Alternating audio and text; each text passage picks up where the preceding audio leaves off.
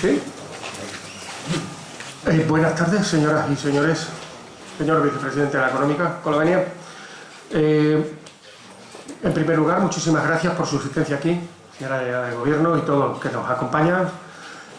Muchas gracias por asistir a un nuevo acto, en este caso, en esta Real Sociedad Económica, que es su casa, tanto en la parte de arriba, en las tareas de investigación, en las tareas de estudio o simplemente de lectura, como en las continuas actividades que aquí se celebran, como hoy.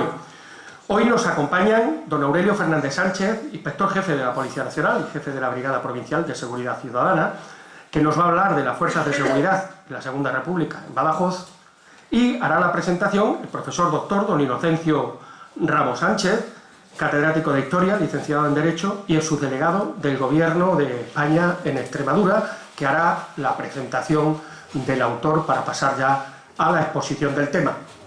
Estamos a su disposición, no me cansaré de repetirlo, para cualquier cosa que ustedes quieran, y otra vez muchísimas gracias por haber venido. Profesor, cuando quieran. Buenas tardes, muchísimas gracias por su asistencia. Me es grato presentar al conferenciante de hoy, don Aurelio Fernández Sánchez, que actualmente es inspector jefe del Cuerpo Nacional de Policía y jefe provincial de la Brigada de Seguridad Ciudadana. Espero que continúe su brillante carrera profesional dentro del cuerpo, porque esto redundaría en beneficio del conjunto de la sociedad. No en vano, la seguridad es el elemento básico para el ejercicio de la libertad y el desarrollo personal y colectivo. Su vocación fue temprana. Inició su trayectoria profesional como alumno de la segunda promoción de la Academia General Militar de Zaragoza. Una vez concluidos sus estudios, fue destinado a Bilbao, que, como podéis imaginar, no se caracterizaba por su tranquilidad. Con posterioridad, vivió un periodo más tranquilo en la Palma de Gran Canaria. Los traslados de norte a sur y este a oeste son frecuentes dentro de los cuerpos y fuerzas de seguridad del Estado, lo que nos indica su capacidad de adaptación y a la vez el conocimiento que tiene de la diversidad de España. Se presentó y obtuvo por oposición la plaza de profesor de la Escuela de Policía en Ávila, ciudad en la que residió durante 11 años. Este breve currículum nos demuestra la extraordinaria preparación del conferenciante, tanto en teórica como en la práctica, en todos los temas que hacen referencia a la seguridad ciudadana, así como de los cuerpos encargados de proporcionarnos, tanto en la actualidad como desde su origen y evolución, al igual que en su cooperación para ser más eficientes en su función. El policía y el historiador tienen algo en común. El buen policía indaga sobre los hechos acaecidos en el pasado, los archivos, para desentrañar la diversidad casuística que se plantea, al igual que hace un buen historiador, que no es otra que la investigación sobre actos, hechos, vidas, acontecimientos, costumbres, mentalidades, etc. En el caso del policía se denomina conocimiento del terreno, aspecto necesario para encontrar la solución del caso, o mejor, al presunto culpable del hecho que se está investigando. El historiador, por el contrario, no busca un culpable, sino que indaga en el pasado con el propósito de documentar, interpretar, comprender, explicar, desentrañar, para mejor conocer lo que ocurrió y exponerlo públicamente, que es lo que nuestro conferenciante Aurelio va a hacer brillantemente sobre el tema las fuerzas de seguridad en la Segunda República. Termino con una enumeración de los temas que va a tratar a manera de índice, con el propósito de que nos sirva de guía y nos facilite una mejor comprensión. Primero, una visión general de los cuerpos y fuerzas antes de la República. Segundo, transformaciones de las mismas a lo largo de la República. Tercero, cuerpos en Badajoz, Guardia Civil, Guardia de Asalto y Carabineros. Y cuarto, sucesos en Badajoz de mayo del 36 a agosto del 36. Espero que la conferencia nos resulte amena y nos enriquezca a todos. Sería una clara señal de que a su brillante carrera como policía puede iniciar otra no menos extraordinaria como historiador.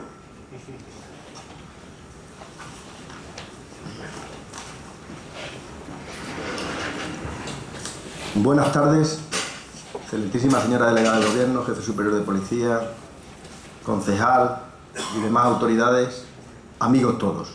La verdad es que da gusto estar ahora mismo, yo estoy ahora mismo disfrutando porque estoy aquí, no le doy una conferencia a un grupo de extraños, sino todos sois mis amigos. Y además me siento muy satisfecho de que de alguna manera pues conozcáis algunos hechos que os han pasado desapercibidos, quizás a mí así era, y después de haberlos investigado pues he llegado a determinadas conclusiones que la verdad es que no conocía de la ciudad de Badajoz ni de los cuerpos y fuerzas de seguridad del Estado. Un amigo me decía, ¿y cómo se te ocurre meterte en este berenjenal? Digo, pues mira, porque voy a unificar tres amores que tengo, que son, por un lado, la policía, por otro, la historia, porque soy un enamorado de la historia, y tercero, la ciudad de Badajoz. Y todo esto está unido en este trabajo que voy a pasar a exponer. Antes de seguir, quiero explicar lo siguiente. Le decía también a un amigo ahora, antes de entrar aquí, que aquí estáis sentados gente de diversas ideologías, de distintos partidos políticos, y eso es bonito. Esto ocurrió hace 80 años. Dicen que un pueblo que desconoce su historia está condenado a repetirla. Yo voy a exponer unos hechos históricos objetivos, algo que ocurrió y que no se puede cambiar. Ocurrió porque ocurrió y está basado en documentos. Y si alguien tiene alguna curiosidad de decirme ¿dónde has obtenido este dato?, yo se lo puedo facilitar sin ningún problema. He estado mirando fuentes de un bando y de otro. Desde los famosos papeles de Puigdengola, del coronel Puigdengola, que era el coronel que defendió Badajoz frente al ataque del ejército franquista, del ejército sublevado, en este caso contra la República, y también he consultado, por supuesto, la causa general, que fue la causa que se puso en marcha una vez finalizada la guerra civil para depurar responsabilidades. Y otros documentos que, repito, si alguien tiene curiosidad, se lo puedo decir. No quiero extenderme mucho porque es bastante densa la conferencia, quiero daros la máxima de información y el final creo que es el más interesante, por eso quiero pasarlo rápidamente. Busco la objetividad, aunque yo sé que la objetividad es difícil. Yo voy a tratar de, a lo mejor en alguna expresión, sublevados, a veces dice, bueno, ¿fueron sublevados no fueron sublevados? Perdonadme si alguien se siente ofendido por la denominación, pero es que hay veces que es difícil encontrar la palabra. Todos ya sabemos lo que ocurrió y a la hora de expresar la palabra, perdonadme si se me escapa en un momento determinado algo que, bueno, que a alguno le puede chocar. Bueno, vamos a empezar a hablar de las fuerzas y cuerpos de seguridad en los años 30 en España, antes de la guerra, antes de la guerra civil. En primer lugar estaba la policía gubernativa. La policía gubernativa se componía de dos cuerpos, el cuerpo de seguridad y el cuerpo de vigilancia. Ahí tenemos un guardia de seguridad y una placa del cuerpo de vigilancia. Se crea la policía en 1824 como la Policía General del Reino, reinando Fernando VII, pero será en 1887 cuando por fin se puede hablar de una policía de todo el territorio nacional, porque en 1824 lo que se crea es una policía de Madrid, para Madrid exclusivamente. Es en 1887 cuando ya se extiende el proyecto de Madrid a todo el territorio nacional. Y entonces se crea el cuerpo de seguridad, que era la policía uniformada, y el cuerpo de vigilancia, que era la policía de paisano. El cuerpo de seguridad tenía las misiones que tenemos hoy, mantener el orden público, observar el cumplimiento de la legalidad vigente, prevenir los delitos y, por supuesto, auxiliar a los ciudadanos en todos los campos. Ahí tenemos dos fotografías que hemos puesto de dos guardias del cuerpo de seguridad. El cuerpo de seguridad era un cuerpo civil, pero de estructura militar. Sus mandos eran oficiales y jefes militares. Dependían del Ministerio de la Gobernación, a través de los gobernadores civiles de la provincia, salvo en el caso de que se declarase la guerra, que entonces pasaban a depender del Ministerio de la Guerra, del gobernador militar en la provincia y del Ministerio de la Guerra a nivel nacional. Prestaban su servicio de paisano o de uniforme, de uniforme a pie o a caballo, ahí lo tenéis un guardia ahí a caballo y otros motorizados. Y este, repito, es el cuerpo de seguridad. Ahí tenemos unas fotografías que os he puesto de un policía del cuerpo de seguridad a caballo y otro a pie. El cuerpo de seguridad en cada provincia estaba mandado por un coronel como jefe de la unidad, luego había un segundo jefe que era un teniente coronel y luego había tantos capitanes como compañías. Había 3 o 4 compañías en cada provincia y cada una al mando de un capitán con 3 tenientes y luego por una serie de suboficiales y guardias. El armamento que llevaban era una pistola y el sable reglamentario de infantería y el uniforme, lo tenéis ahí, era una guerrera azul con emblemas bordados en el cuello y un casco de acero. El cuerpo de vigilancia era el cuerpo de policía judicial, tenía las labores propias de policía judicial. Investigaban los delitos, detenía a los delincuentes, poniéndolo a disposición de los jueces, en unión de las pruebas, efectos e instrumentos del delito, lo que se hace ahora. Había también una policía técnica en Mantilla, era bueno, estaba en la prehistoria, prácticamente lo que se miraba eran las huellas dactilares y poco más. No existían los medios que tenemos hoy de policía científica. Era más que nada policía técnica más que policía científica. Y luego también se encargaban de la investigación y el control de actividades de interés para la seguridad pública, como era el tema del control del juego, del hospedaje, de la compraventa de oro, de piedras preciosas, de metales preciosos en general, el control de extranjería. Todo esto lo hacía el cuerpo de vigilancia, que repito, iban de paisano.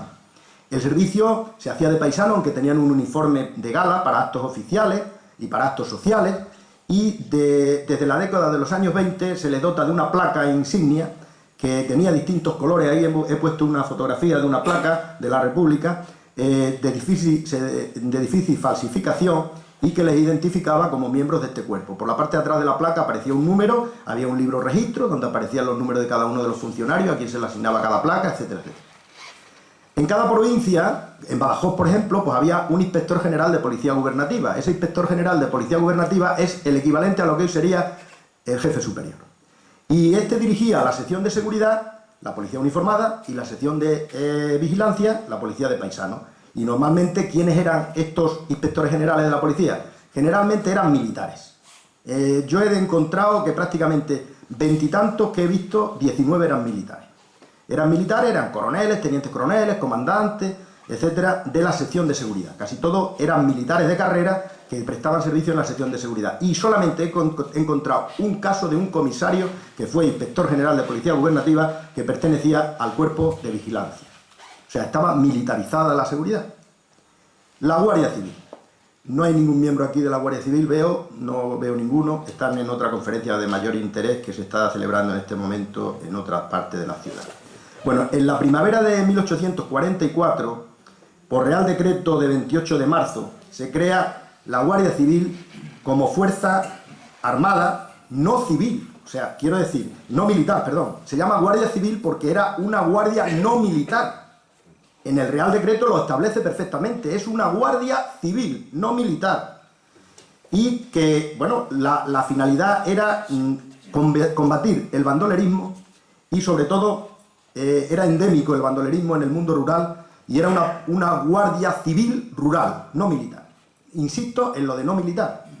Pero un Real Decreto de 2 meses después, de mayo de 1844, le encargan al duque de Ahumada, a don Francisco Javier Girón de Espeleta, que organice la Guardia Civil, que la cree, vamos, ya se había creado sobre el papel, pero a este hombre se le encarga, que era militar, era coronel, le encargan que organice la Guardia Civil. Y este hombre se plantea y dice, no, la Guardia Civil no puede ser civil, tiene que ser militar. Fue el primero que luchó porque la Guardia Civil fuera militar, cuando su propio nombre indica, no es Guardia Militar, es Guardia Civil.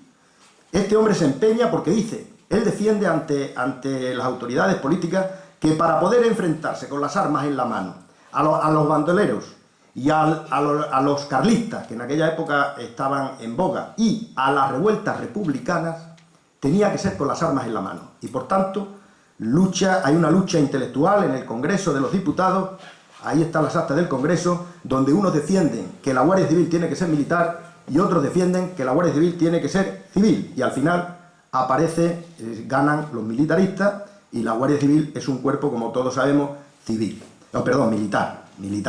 Entonces dependen del Ministerio de la Guerra, en aquella época, hoy Ministerio de Defensa, y y del Ministerio de la Gobernación en algunos campos. O sea, tienen la doble dependencia desde sus orígenes del Ministerio de la Guerra y del Ministerio de la Gobernación. Ahí tenemos un guardia de los orígenes, del uniforme que llevaban en sus orígenes.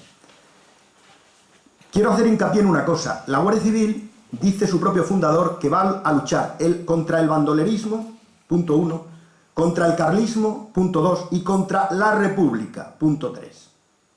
Era un movimiento republicano incipiente el que había en aquella época y revolucionario en algunos casos contra la monarquía, y la Guardia Civil se posiciona contra la República. Y eso lo va a llevar ya como marchamos durante los años posteriores. Porque repito que en su acta fundacional el propio Duque de Ahumada dice que es un cuerpo que va a luchar contra los movimientos republicanos que en ese momento se estaban produciendo.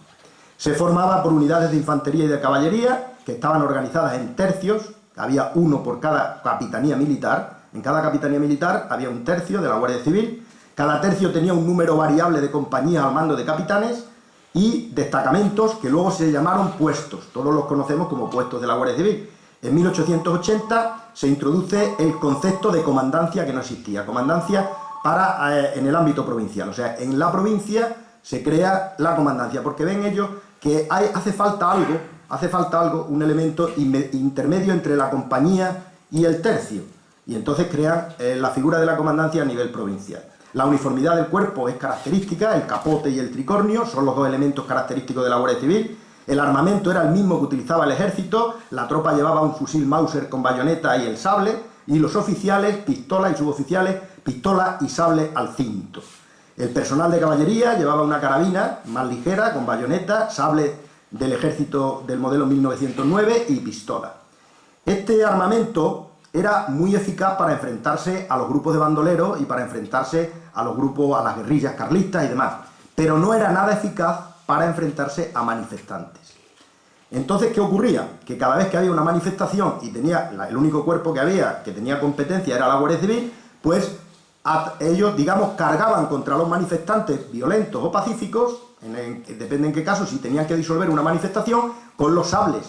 Los utilizaban por la parte plana, o sea, golpeaban con el sable por la parte plana, pero de vez en cuando, pues alguien se llevaba una herida por arma blanca, más de una vez. Incluso había muertos en la represión. Tengo bastantes noticias y documentos donde aparecen varios muertos después de una manifestación reprimida por la Guardia Civil, porque no tenían medios, tenían el sable de caballería, cargaba la caballería, sable en mano, el teniente o el capitán que mandaba aquello decía que lo utilizaran por la parte plana para golpear, pero vuelvo a repetir, siempre había algún problema, había un accidente y había siempre heridos, incluso en algún caso muertos.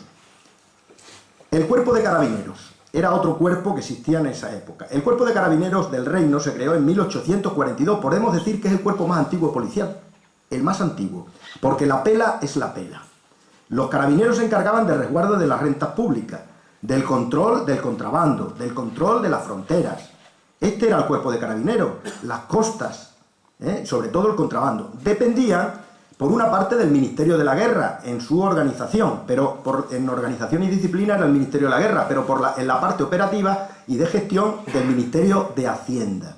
Ellos dependían del Ministerio de Hacienda, no del Ministerio de la Gobernación como los otros cuerpos. Disponían de unidades también a pie o a caballo para la prestación de su servicio. Ahí tenemos el armamento que utilizaban, que era el mosquetón Mauser con bayoneta del ejército, y la pistola y el sable para los oficiales, y a caballo portaban carabina y sable. Ahí vemos dos carabineros, la famosa gorra esa de plato floja, que no era dura, era la que utilizaban Bien. La policía va evolucionando y llega un señor que se llama Emilio Mola Vidal, que este hombre fue todo. Este hombre llegó a la Dirección General de Seguridad, fue nombrado Director General de Seguridad en el año 1930, y él ve que hay un problema en la policía española. Y es que había una cantidad de reglamentos, de una falta de organización, había muchas instrucciones dispersas, y él lo que hace es un cuerpo jurídico único para toda la policía. Regula la organización y funcionamiento de la policía, no de la Guardia Civil. Él era Director General de Seguridad, pero se centró sobre la policía, porque la Guardia Civil iba un poco por libre, no es, ahora lo veremos a lo largo de la exposición. Era a la vez un reglamento de servicios unificó reglamentos, instrucciones, órdenes, y se clarificaron mucho las relaciones entre el cuerpo de vigilancia y el cuerpo de seguridad, los policías de paisano y los policías de uniforme. Logró crear un reglamento donde puso las cosas claritas de lo que tenía que hacer cada uno, que no se pisara, y en los servicios cómo tenían que actuar. Se le impidió a los gobernadores civiles que abusaran muchas veces de su poder, pues para sancionar o recompensar a los policías. Y él creó un reglamento propio que ya sancionaba y recompensaba a la policía desde la propia organización, sin que un gobernador civil de turno tuviera que intervenir. El mando directo de la policía, él creó la Dirección General de Seguridad, que se nombraba libremente por el gobierno. Se nombraba un director general de seguridad que mandaba en los dos cuerpos policiales. Y ese reglamento ha seguido en vigor hasta 1986. O sea, que ha durado. Pocas leyes han durado tanto. Ha superado la República, ha superado el franquismo, ha superado parte de la democracia y ha llegado casi hasta nuestros días. ¿Vale? Este señor Mola creó dentro de este reglamento la sección de gimnasia. ¿Qué era la sección de gimnasia? La sección de gimnasia era una unidad compuesta... Era compuesta por 25 atletas, que eran guardias del cuerpo de seguridad, seleccionados, eran solo 25, era como una especie del GEO, un cuerpo muy especial, muy especial dentro del cuerpo de seguridad, con la misión de actuar en el control de masas violentas, pacíficas, para no tener que emplear a la Guardia Civil. Porque la Guardia Civil ya sabemos el problema que tenía, que cada vez que intervenía no tenía medios, tenían que utilizar o el sable o el mosquetón a modo de bastón, pegando golpes con las culatas, o disparando, con lo cual era muy problemático. Entonces se le dotó con una nueva defensa de goma, era una fusta de goma revestidas de cuero, que ya era un elemento mucho más propio para las manifestaciones y para que no hubiera grandes problemas a la hora de disolver las manifestaciones. Y esta unidad fue el antecedente de lo que luego sería la Guardia de Asalto. ¿Quién inventó la Guardia de Asalto? Si me lo preguntan, el general Mola, que entonces no era general, vamos, Mola, señor Mola Vidal, siendo director general de seguridad, es el que inventa, el que decide crear este cuerpo, que es el antecedente, la sección de gimnasia, antecedente de la Guardia de Asalto, luego de nuestras unidades de intervención y antes de las unidades de reserva general. ¿Esto qué ha pasado? Perdón, que tenemos aquí un problema. Perdón, que nos vamos. Bueno, y pasamos a ver la fuerza de seguridad en la Segunda República. Llega la República. Ya hemos visto los cuerpos policiales. Les recuerdo, Guardia Civil, Cuerpo de Vigilancia, Cuerpo de Seguridad y Carabineros. 4 cuerpos policiales, 2 de ellos prácticamente unidos, que era Vigilancia y Seguridad, Carabineros, Militar, dependiendo de Hacienda, Guardia Civil, dependiendo del Ministerio de la Guerra y del Ministerio de Gobernación para otros asuntos. Bien. La República comienza con el gobierno provisional el 14 de abril.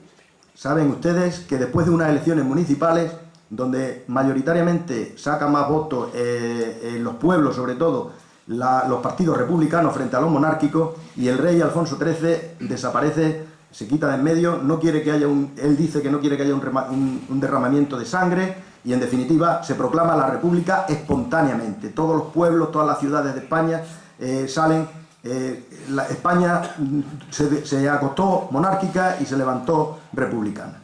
El 14 de abril al 16 de diciembre, unos meses, hay un gobierno provisional, porque se encuentran con el poder y no saben qué hacer. Eso fue así, porque espontáneamente nadie esperaba que la República llegara en ese momento. Fue una cosa espontánea, fue una cosa, algo que no se esperaba. ¿Y qué ocurre en el gobierno provisional? Pues la proclamación de la Segunda República, que fue el 14 de abril, como digo, del 31, provocó una gran incertidumbre en todos los españoles y en los cuerpos y fuerzas de seguridad también, como no podía ser de otra manera. Nosotros no somos extraterrestres, o no son extraterrestres los que vivían en aquella época. Pero, sin embargo, el paso de la monarquía a la república, pues, mayoritariamente fueron leales al poder, al nuevo poder. O sea, los cuerpos y fuerzas de seguridad, la Guardia Civil, todo el mundo, pues, lo tomó como algo normal, natural, una evolución política. Y bueno, aceptó como estaban los acontecimientos. Ha pasado lo mismo que con el régimen franquista. Acabó el régimen franquista, se inició la democracia y los cuerpos y fuerzas de seguridad, pues bueno, yo entonces no había ingresado ingresé en el año 80, pero bueno, quiero decir que se aceptó perfectamente sin ningún problema. El gobierno republicano no acometió purgas en los mandos policiales. Todo el mundo decía, porque yo he leído bastantes mandos de la época que decían, ahora cuando con la República nos van a quitar, Señores, no cambiaron a nadie, no hicieron purgas. Un caso hubo, y se lo mereció. Ya se lo digo yo que se lo mereció. Si alguien tiene interés, se lo digo. Se lo merecía, que le quitaran. Pero le hubiera quitado cualquier gobierno, aquel individuo. Bueno, entonces se realizaron una serie de reformas policiales que fueron súper bien acogidas por los policías de la época, por los cuerpos policiales, entre otras, una subida de sueldo. Todo el mundo lo aceptó perfectamente. Pero ¿qué ocurre? Que el poder militar sigue mandando en el orden público. Todos eran militares. El jefe superior de policía de la época, militar. El director general de seguridad, militar.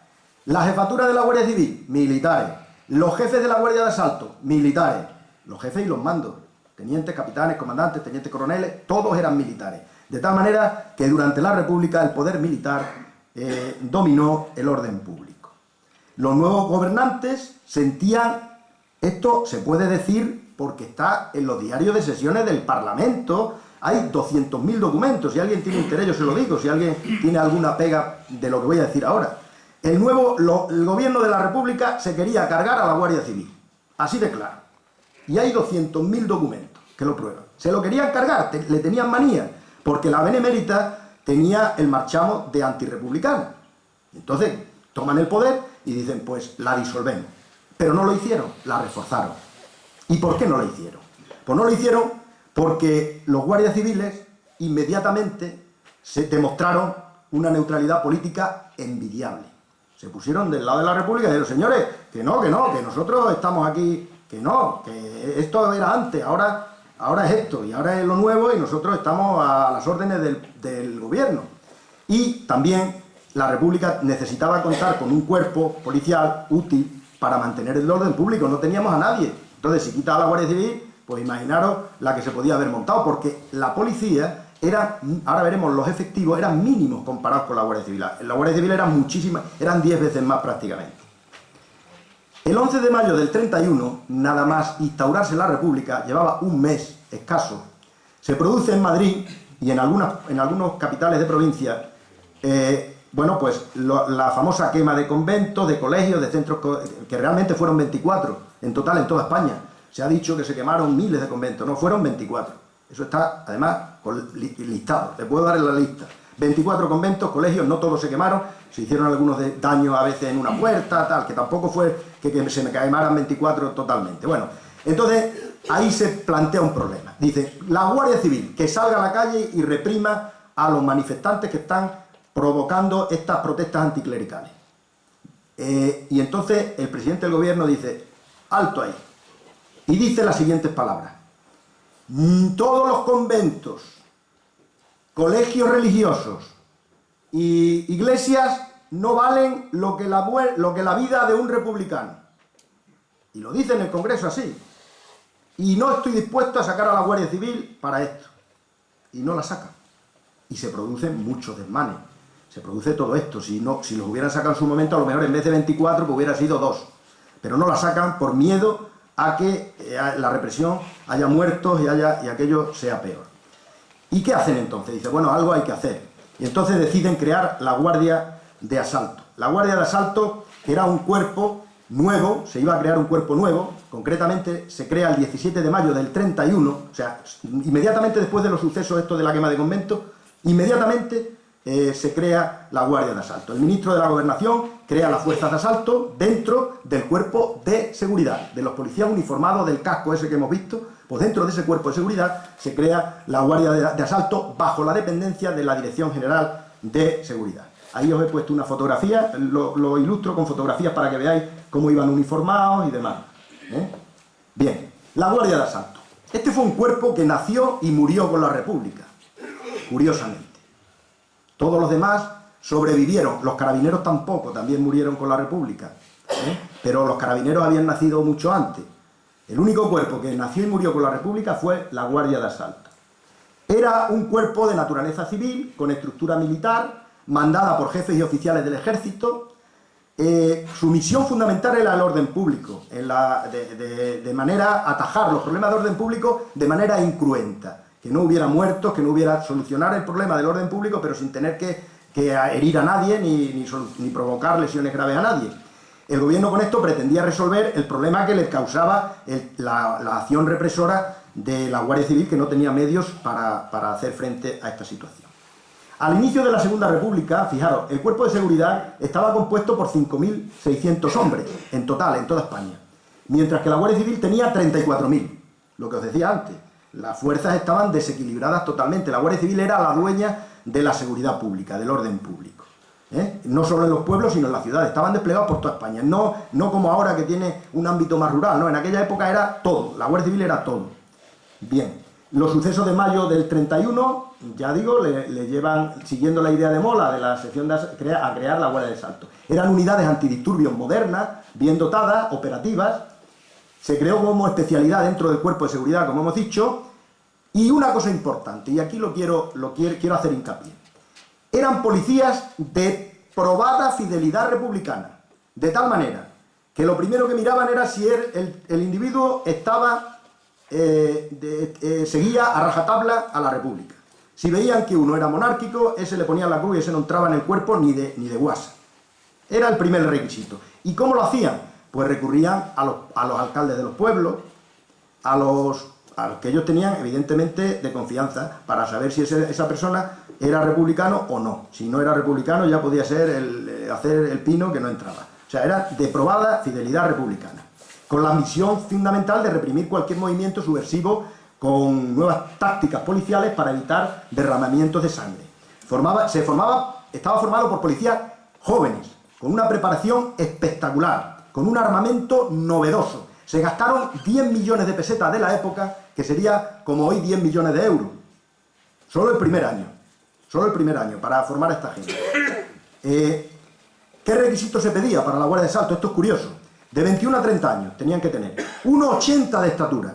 1,80, la media española era 1,65 en el hombre. Ahí tenéis una foto de la época donde se ve a una periodista de ABC de Madrid junto a dos guardias de asalto de la época. Eran dos bigardos, o sea, eran la leche. Parece una enana. La mujer esa medía 1,70, para que os hagáis una idea. 1,70 medía, porque lo pone en el artículo de donde he cogido la fotografía. Y los individuos de la Guardia de Asalto, uno está con el casco antidisturbios y el otro con la gorra de plato característica. De complexión atlética, tenía unas pruebas durísimas para entrar en el cuerpo y estaban muy bien pagados, para la época. Muy bien pagados. El domingo 17 de mayo del 31 se crea esta sección y el primer jefe, un militar. No sé si le suena. El teniente coronel Agustín Muñoz Grande. Agustín Muñoz Grande le nombran jefe de la Guardia de Asalto. ¿Quién era Agustín Muñoz Grande? Bueno, pues decirle que combatió luego en el Ejército Nacional y que terminó en la División Azul. Y generalísimo general de no sé cuántas estrellas del régimen franquista. Pero fijaros que la propia República le nombra director. Era un hombre de mucha valía, las cosas como son. Valía un montón, porque organizó la Guardia de Asalto en 2 meses y funcionando de maravilla. Los guardias le querían un montón, porque también lo puedo demostrar. Le amaban, le seguían a muerte. Era un tío, era un líder. Era un líder espectacular este hombre, al margen de sus ideas políticas que no entraban. ¿Qué opiniones había en la época de la Guardia de Asalto? Fijaros, llegaron al lugar en modernas camionetas de bancos corridos, con sus flamantes uniformes y armamento. Bajaron rápidamente de los vehículos, defensa de goma en mano, y en 2 minutos disolvieron la manifestación, saltando de nuevo a sus camionetas, desapareciendo del lugar. El éxito fue rotundo y la popularidad del cuerpo se extendió rápidamente. Esto lo dice el ministro de la Gobernación, Maura, en agosto del 31. Llevaba 2 meses funcionando. Y también dice, en el ABC del 5 de agosto del 31, el ABC no es un periódico sospechoso de republicano, era monárquico, como todos ustedes saben. A los pocos minutos del tumulto, tras la actuación de la Guardia de Asalto, esta había cesado y unos aplausos entusiastas premiaban la labor de los guardias. O sea que fue un cuerpo espectacular. Ante ese éxito, pues el gobierno dice, oye, esto es un chollo, vamos a crear aquí 20 unidades de asalto, de 125 hombres cada una. Y lo vamos a desplegar por todo el territorio nacional y a la Guardia Civil la vamos a quitar de en medio. Que fue lo que ocurrió. Yo estoy contando la realidad y si alguien tiene algo que decir, que me lo diga y lo debatimos. El cuerpo de seguridad pasó a denominarse desde ese momento cuerpo de seguridad y asalto. Pero con el tiempo, la guardia de asalto fue más importante y prácticamente fagocitó a la seguridad. Y ya nadie hablaba de, ¿tú de qué eres? Yo soy guardia de seguridad. No, decían, yo soy de asalto.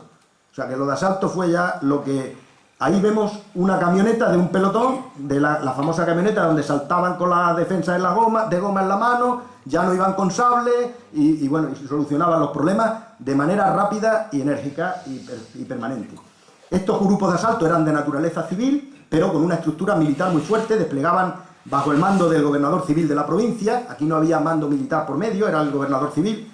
La Guardia Civil, repito, en este momento dependían del ministro de la Guerra, y su ámbito de actuación era la capital de provincia y un radio de 120 kilómetros. Es decir, podían casi llegar a mi pueblo, que está a 170, que está La Rubia. Podían llegar a resolver un problema de orden público. Vamos, prácticamente todo el territorio nacional era suyo. Lo que significaba, repito, que podían intervenir estaba mandada, cada grupo de asalto lo mandaba un comandante del ejército y tenían 3 compañías de fusiles y una de especialidades, donde tenía una sección de mortero, otra de ametralladora y una sección motorizada que tenía coches ligeros, motocicletas, ambulancias, autocares. O sea, estaba súper bien dotada. Era algo novedoso, vamos, era impresionante. Ahí tenéis un pelotón de la Guardia de Asalto que estaba compuesta por un sargento, 3 cabos y 21, en total 25 hombres. Tenemos ahí un camión, una camioneta donde va el pelotón completo y ahí vemos la famosa ametralladora Hoskin, modelo 1914, que era una ametralladora de posición con gran potencia de fuego, de la que fueron dotados todos los grupos de la Guardia de Asalto. Una sección la mandaba un teniente y estaba compuesta por 2 pelotones, al mando cada uno de un sargento y los correspondientes policías. En total, ¿cuántos había en una sección de la Guardia de Asalto? Pues si son, pues 51. 51. La compañía la componían 154 hombres al mando de un capitán. 3 tenientes, en la compañía había un capitán, 3 tenientes, un capitán, 3 tenientes y 6 sargentos, y luego cabos y guardias. Este era el armamento, tenían el modelo Mauser 1893, igual que la Guardia Civil, la defensa de goma y una pistola Star modelo 1919 que se le dio a todos. Ahí, y también disponían de este arma, un arma novedosa, la pistola Astra modelo 903, que era una pistola ametralladora a la que se le ponía poner un culatín. Ahí vemos unos guardias de asalto desde los caballos y a pie haciendo prácticas de tiro con este arma. Y aquí he obtenido una fotografía actual del arma, que hay un coleccionista que la tiene, hay muy pocas, le falta el cargador, y ahí vemos a un guardia de asalto identificando a un individuo y cacheándole con las manos en alto, utilizando este arma que la lleva en la mano derecha. Armamento colectivo, pues fijaros, algo tan novedoso como las máscaras de gas, que no se conocían. En la Primera Guerra Mundial las utilizaron los militares en la batalla de Verdún, pero la policía no tenía máscaras antigas. Ahí tenemos máscaras antigas. En el centro tenemos a un guardia de asalto lanzando un bote de fumígeno y lacrimógeno. Tenían botes lacrimógenos en aquella época, importados directamente de Estados Unidos. Ya digo que invirtieron un capital en todo esto. Morteros, la ametralladora abajo a la izquierda, la ametralladora Hoskin, y un vehículo blindado modelo Bilbao, que este es el vehículo que utilizaban para el transporte. Iban así. Ahí vemos otro tipo de camioneta, y este es el modelo Bilbao, digamos, era un vehículo que llevaba una ametralladora en la parte superior y que, curiosamente, en Mérida había 2 vehículos de estos. Cuando toman Mérida los nacionales, los requisan y en la toma de Badajoz utilizan estos 2 vehículos blindados modelo Bilbao de la Guardia de Asalto de Mérida para la brecha de Puerta Pilar. Viene un capitán con 2 blindados de estos, modelo Bilbao, pero en el momento, nada más intentar a salir, le lanzan 2 granadas de mano y le rompen la rueda y queda inutilizado. O sea, no intervinieron en la batalla de Badajoz porque los inutilizaron a las primeras de cambio, porque no estaban preparados para la guerra. Estos vehículos eran antidisturbios, no eran vehículos de guerra. Por tanto, las ruedas pues, eran muy vulnerables. Estas eran las divisas de la Guardia de Asalto, igual que los militares, coronel, teniente coronel, comandante, capitán, lo mismo que los militares, hasta guardia primero, guardia, cabo, en fin, todas las graduaciones. El despliegue abarcaba, como digo, todo el territorio nacional y el inspector general, había un jefe a nivel nacional de la Guardia de Asalto que era el inspector general, que era un coronel en Madrid. Ahí está el despliegue. Fijaros bien lo que voy a deciros. En Madrid había 3, cada puntito rojo es un grupo de asalto. En Madrid había 3 grupos de asalto, en Barcelona otros 3, Vizcaya, Asturias, La Coruña, Badajoz, teníamos un grupo de asalto. Os recuerdo que el grupo de asalto eran 4 compañías, era una potencia importante. Luego veremos cuánta gente había aquí en Badajoz y quiénes eran y cómo intervinieron. Badajoz podía intervenir en Cáceres, llegaba casi hasta Salamanca, 120 kilómetros cuadrados a la redonda, o sea, 120, se podían desplazar hasta 120 kilómetros a zona rural. El otro cuerpo, el cuerpo de carabineros. El cuerpo de carabineros se alineó con el gobierno de la República, pero de una manera brutal. Prácticamente casi todos los carabineros eran republicanos. Se convirtió en la élite del ejército republicano y en el transcurso de la guerra era un ejército profesional. Llegó a haber 40.000 carabineros en el frente de batalla, 40.000. El primer jefe que tuvieron entre el año 34 y 36, en el periodo que estamos estudiando, fue el Gonzalo Queipo de Llano, que a ustedes les sonará, que luego fue uno de los generales que se sublevó en Sevilla, como ya saben. Fue el artífice de la sublevación de la zona sur de Sevilla. Él fue jefe de los carabineros y luego tuvo que enfrentarse a ellos en el campo de batalla. Pero él, repito, en el año entre el 34 y el 36 fue jefe de carabineros. El cuerpo de carabineros desapareció una vez terminada la guerra civil. En el año 40 se disuelve y se integran en la Guardia Civil, que era lo más parecido a ellos. Se integran los carabineros en la Guardia Civil aquellos que habían sido adeptos al régimen de Franco, o a los sublevados, o a lo que queramos, como le queramos llamar. Esos hicieron una depuración, fueron poquitos, porque la mayoría fueron pasados por las armas, muertos en combate o se tuvieron que exiliar. Fueron muy pocos, un grupo pequeño. Yo puedo deciros la cifra, no la tengo aquí, pero podría deciros que son muy pocos los que se integran en lo que fue... Estos se integraron en la Guardia Civil. Y a partir de ese momento la Guardia Civil, al integrarse el colectivo ese pequeño de guardia carabineros, pues se encargan del resguardo fiscal, que no lo tenían, y de la lucha contra el contrabando, que tampoco lo tenía. O sea que la Guardia Civil se hace cargo de la lucha contra el contrabando y del resguardo fiscal a partir del año 40. Antes nunca lo habían tenido. Bien, hemos terminado con el gobierno, digamos, inicial de la República, y viene la época social hazañista. Época en la que hay un gobierno de izquierdas en la República. La República, en ese momento, asume la izquierda el poder. En este bienio social hazañista es donde se producen los mayores cambios. Va del 16 de diciembre del 31 hasta el 16 de diciembre del 33, 2 años justos. ¿Qué hace Azaña con la Guardia Civil? Pues le reduce considerablemente los efectivos, le quita el ámbito urbano, le manda a los pueblos, dice ustedes a los pueblos, la Guardia Civil, la Guardia de Asalto se va a hacer cargo de las ciudades y ustedes y el Cuerpo de Vigilancia y Seguridad, y ustedes se van a los pueblos. Se aumenta el poder político sobre la Guardia Civil, dejan de depender del Ministerio de Defensa, de la Guerra, y dependen del Ministro de la Gobernación, y le dicen a los gobernadores civiles: señores gobernadores civiles, no solo van ustedes a mandar a la policía, a la Guardia de Asalto, sino también a la Guardia Civil, que también son guardias de seguridad. Hasta ese momento iban, repito, por libre. Ahí ya el gobierno de Azaña es el que les dice que van a depender de los gobernadores civiles. En este gobierno de Azaña se produce una intentona de golpe de Estado que lo protagoniza el general Sanjurjo en el año 32, en agosto, el 10 de agosto. El general Sanjurjo, que también fue uno de los que luego se sublevó, como todos ustedes saben, en el norte, pues da un golpe de Estado fallido.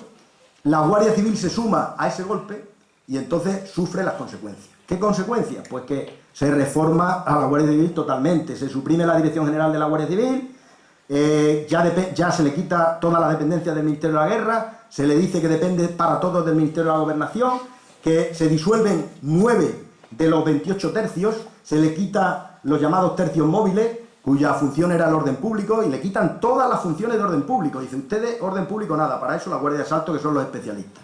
Y le quitan todas las competencias. Se reduce en el tema de la seguridad pública prácticamente a las vías de comunicación y poco más, y al mundo rural, porque se crean incluso un tercio dentro de la Guardia Civil que se llama el tercio de ferrocarriles para dar seguridad a los trenes y realizar también el traslado de presos, como ahora. En los trenes, lo hacían en los trenes, los traslados interurbanos lo hacían en los trenes, los traslados de la prisión de Badajoz al juzgado, como ahora, pues lo hacía la policía, lo hacía la Guardia de Asalto, entonces, ¿vale? Y algunas funciones de la Guardia Civil fueron asumidas por otros cuerpos. O sea, crean cuerpos específicos para otras funciones, para quitarle funciones. ¿Cuál fue los cuerpos? La policía local. La policía local no hay que confundirla con la policía municipal. La policía local se crea en las ciudades que no eran capitales de provincia. Por ejemplo, en Almendralejo, en Don Benito, en Mérida, se crea la policía local. Pero no depende de los alcaldes, depende de los gobernadores también, de los gobernadores civiles, la policía local. No depende de los alcaldes, no es policía, no es guardia urbana, sino que es una policía especial que no es la Guardia de Asalto ni es la Guardia Civil. Y luego se crea el cuerpo de vigilantes de camino para vigilar las carreteras y el transporte. Con lo cual a la Guardia Civil, ya digo, pues en esta época la reducen a lo mínimo. Hay un cambio de gobierno y viene la derecha, el bienio radical cedista, centro-derecha. Les recuerdo que el Partido Radical era un partido de Lerroux, de Alejandro Lerroux, que era un hombre...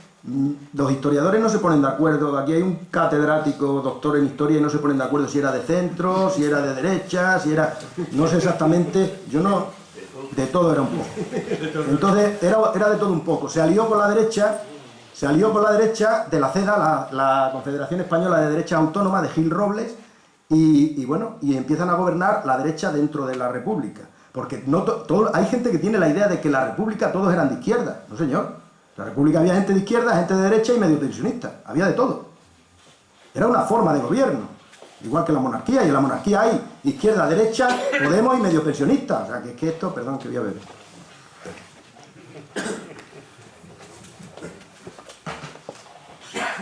Bueno, pues la derecha llega al poder. Se da marcha atrás en todas las reformas.